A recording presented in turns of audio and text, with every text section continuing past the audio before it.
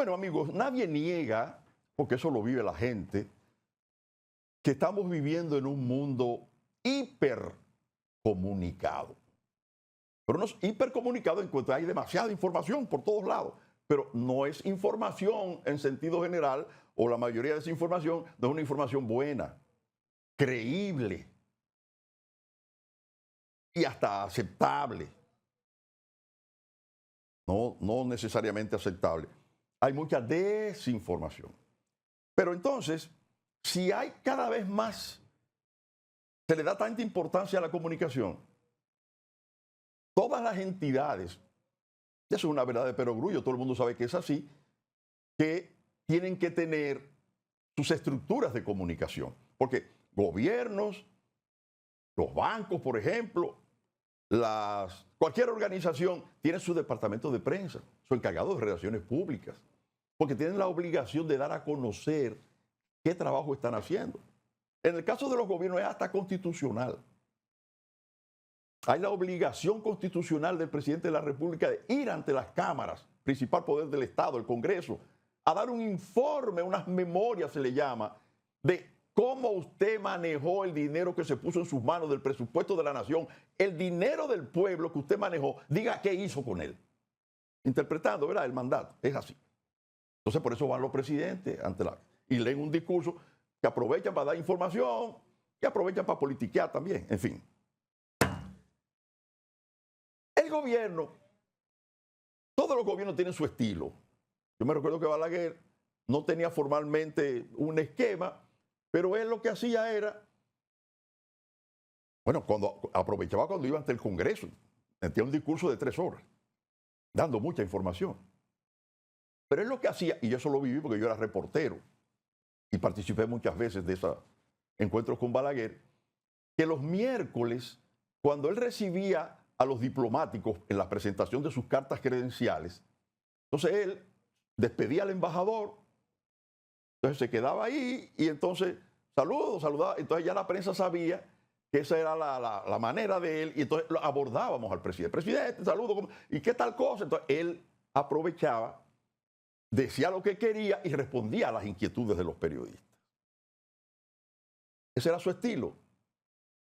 Ahora el presidente Luis Abinader, no él, quizás su equipo de comunicación, le armó lo que llamaron la semanal, que realmente era una imitación del estilo de AMLO, el López Obrador de México, que lo ha continuado la presidenta,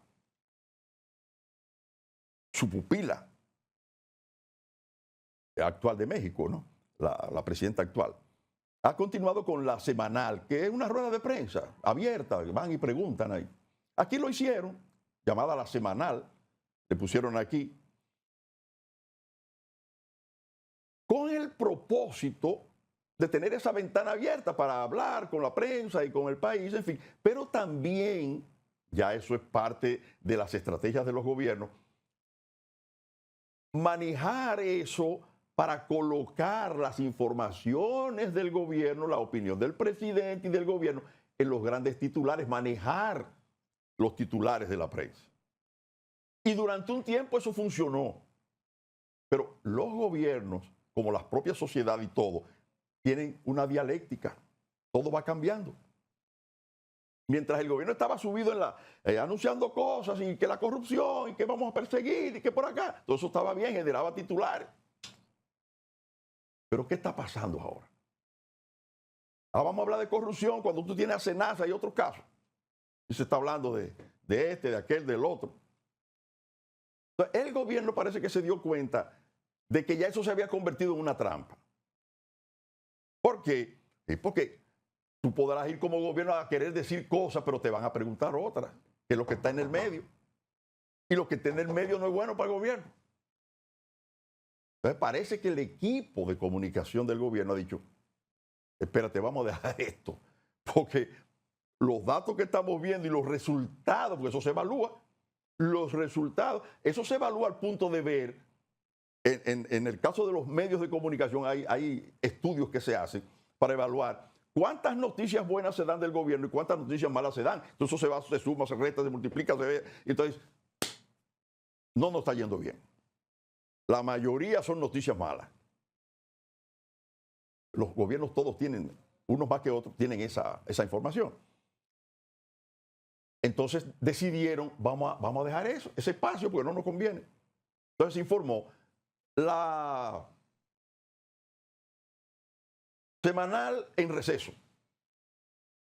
Es difícil que vuelva a la semanal. Y sobre todo que se van a profundizar muchos de los problemas y vamos acercándonos ya a la precampaña electoral. Digo, aquí estamos siempre en campaña, pero en la medida en que avanza ese proceso, la oposición va a estar más crítica, los asuntos internos del gobierno que ya lo estamos viendo cómo le crean incluso dificultades en la coherencia que deben tener, en la unidad que deben tener para las políticas públicas poderlas desarrollar y la gobernanza, en fin.